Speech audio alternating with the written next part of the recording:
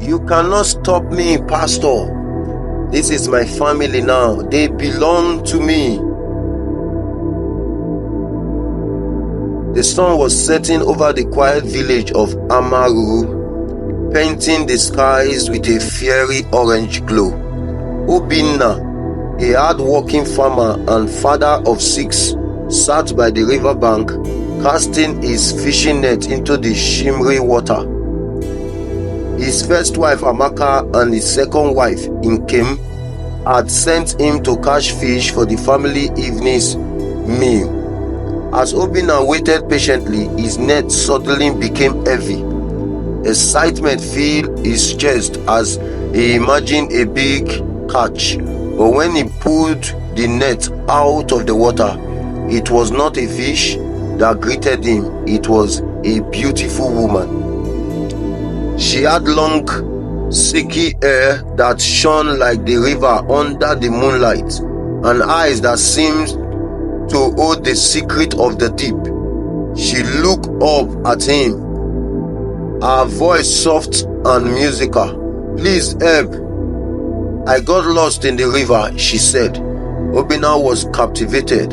He helped her out of the water and offered her his wrapper to cover herself. "Who are you? And why were you in the river?" he asked. "My name is Ifeoma," she said, smiling shyly. "I have no family. I was wandering when I slipped into the river." Feeling sorry for her, Obinna decided to take her home. "Stay with us until you find your way," he said. When they arrived at Obinna's compound, Amaka and Nkem stared at Ifeoma with suspicion. "Who is this woman?" Amaka asked, crossing her arms. Obinna explained what has happened, but the wife were not convinced. Still, they allowed her to stay. Over time, Ifeoma's beauty and charm began to work on Obinna. He couldn't resist her. One evening, he announced to his wives, "Ifeoma will become my third wife." Amaka and Ikemu were furious. "We are already here, managing this family with you. Why bring another woman?" Ikemu protested. But Obinna has made up his mind against their wish. He married Ifeoma. At first, Ifeoma seemed kind and helpful. She cooked, cleaned, and even played with the children. But strange things began to happen. It started with Nkemu's youngest son, Ebuka.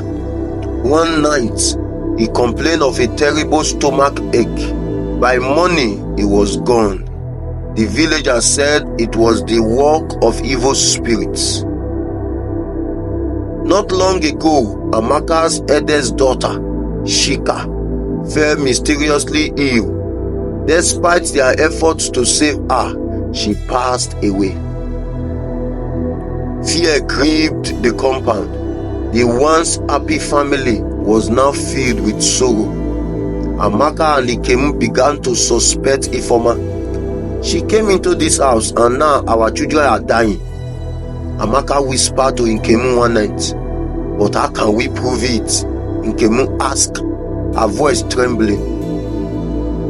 They decided to watch her closely. They noticed how Ifeoma often disappeared at night, returning only at dawn. They also found her muttering strange words near the river. One night, Amaka followed her, hidden behind a tree. She saw as Ifeoma walked into the river and disappeared beneath the surface. Amaka's heart pounded. "She is not human," she thought. The next morning, Amaka and Ikemu confronted Obinna. "That woman is a danger to this family," Amaka shouted. "Stop this nonsense," Obinna replied angrily.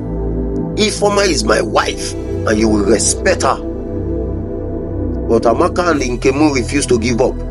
They went to the village church and met Pastor Shinedu, a man known for his powerful prayers. After hearing their story, Pastor Shinedu agreed to visit their home. "We will uncover the truth," he assured them. When Pastor Chinedu arrived, Ifeoma greeted him with a smile, but her eyes betrayed her unease.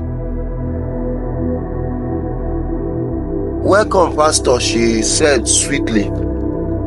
Pastor Chinedu began to pray. As his voice grew louder, Ifeoma's expression changed. She began to tremble. Suddenly, she let out a scream that echoed through the compound.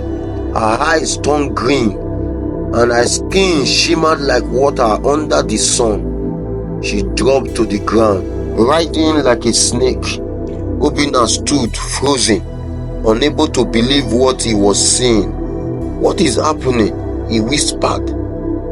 "She is a mermaid," Pastor Chinedu declared, "a water spirit sent to destroy this family." The air in the compound grew heavy, and the children began to cry as Ifeoma's true form was revealed. Her beautiful face twisted into something horrifying. Her legs turned into a long, silver-scaled tail, and her voice became a deep, menacing growl. Obinna stumbled backward in shock. "No! This cannot be," he muttered, clutching his chest. Pastor Chinedu stepped forward, holding his Bible tightly. "In the name of Jesus, you will not harm this family anymore," he shouted.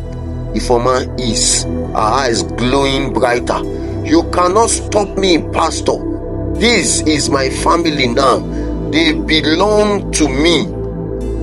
Amaka and Nkemu clung to each other, terrified but determined to see this battle to the end. "Pastor, please save us," Nkemu cried. The pastor began to pray louder, quoting scriptures and calling on the power of God. "Every dark power in this house, I command you to leave," he declared. Ifeoma let out another scream, this one louder and more piercing than before. The trees around the compound began to sway, and the wind howled as if nature itself was reacting to her anger. Obinna, still in shock, dropped to his knees. "I trusted you. I married you. How could you do this?" he asked, tears streaming down his face. Ifeoma turned to him, her voice softer but still chilling. "You were my way into this world, Obinna. You gave me a home, but these women and their children stood in my way. They had to go." "You are a monster," Obinna shouted. Suddenly, the wind stopped, and the compound fell silence. Pastor Chinedu prayers grew more intense. "Every power of darkness bow before the name of Jesus Christ," he commanded. Ifeoma began to thrash wildly, her tail slamming against the ground. The children screamed and ran to their mothers. Amaka held them close, whispering prayers under her breath. Then something incredible happened. A bright light appeared above the compound, shining down on Ifeoma. She screamed and covered her eyes, unable to bear the sight of it. "No! No!" she cried. Pastor Chinedu pointed his Bible at her. "This is the power of God. You have no place here. Leave this family and never return." Ifeoma bodies began to dissolve, turning into water that seeped into the ground. Her scream faded as she disappeared completely. The compound was silent once again, but the air felt lighter, as if a great body had been lifted. Obinna fell to the ground weeping. "What have I done? I brought this evil into my home," he said. Amaka and Nkemu knelt beside him. "We are still here," Amaka said gently, "but we must pray for the children we lost." Pastor Chinedu placed a hand on Obinna's shoulder. "God has delivered your family, but you must remain in prayer and faith. The battle is not over." Obinna nodded, wiping his tears.